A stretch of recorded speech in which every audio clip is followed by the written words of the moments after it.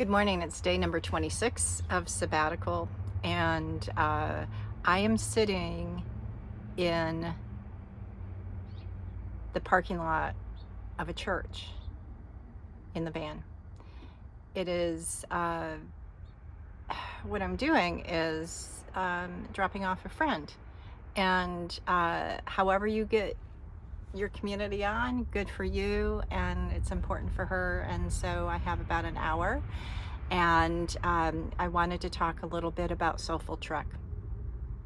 Soulful is a website that I started and a movement within myself, because once I put it out there, once you say it, then you start on the journey, and you can go to soulfultrek.com. I knew I wanted to share my journey, as I knew I was going deeply into being burned out, and I was trying to come back. And sometimes you need a break, and sometimes the work that needs to be done is always within you. And so I started with power.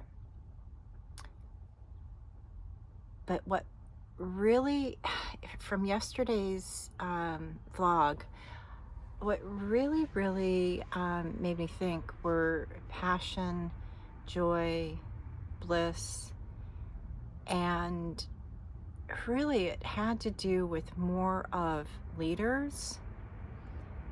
And so I want to talk about leaders and power, if you will. And here's a little snippet, and I've said this all the time to undergraduates, to graduate students, and to myself. So I may say it out loud, but then do I live it? That's the question.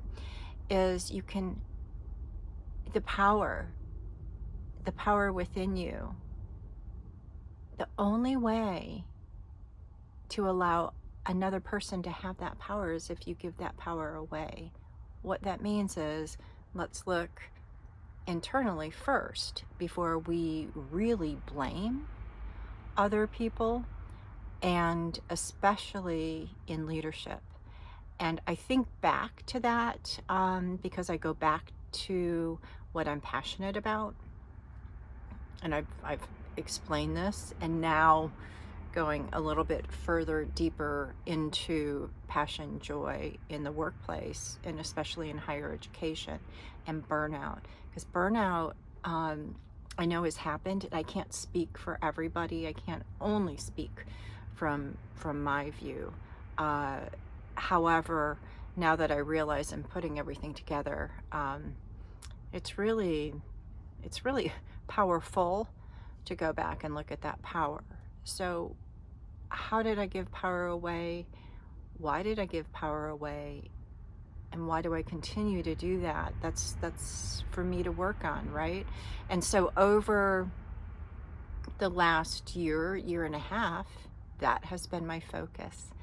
And so where do you see power? I see power in others. I see that, especially times of social media, everything looks better from the outside until you pull back that curtain, and maybe it's not that way. And so power. However, yesterday with the power in leaders, just real quickly, I want to say what's on my mind today to capture this, is, darn it, leaders go to these workshops, they do these intense things to work on themselves, but I don't think a lot of people are bringing it back and applying in the workplace. Do you follow me? So you may do the work yourself, and you may shift your view, or you may shift something within you. And I told you about reconnecting with the authentic self and figuring out that my authentic self in the workplace, people didn't particularly like it. And how does that land with me? And then how do you work within that?